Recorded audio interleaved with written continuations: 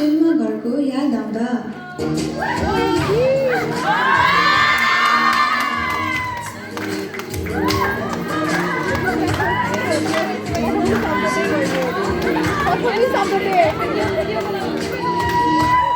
भोलिपल्ट report submit गर्नुपर्दा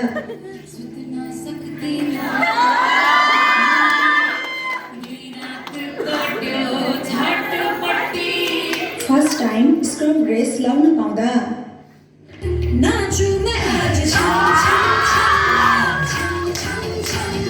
वार्डमा फर्स्ट टाइम ड्रेसिङ गर्न पाउँदा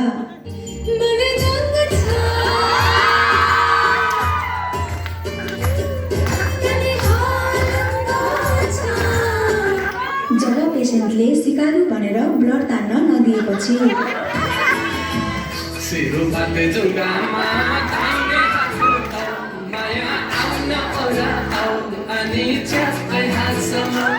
वार्डमा इन्चार्ज म्यामले तारिफ गर्दा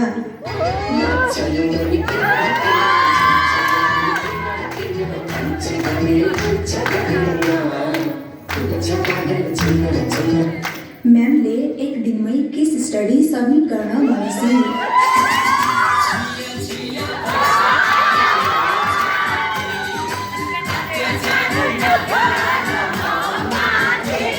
पढेको क्वेसन इक्जाममा नआएपछि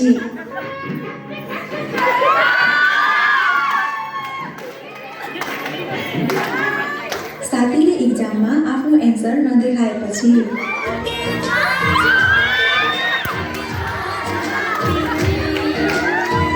रिजल्ट नजिकै आएपछि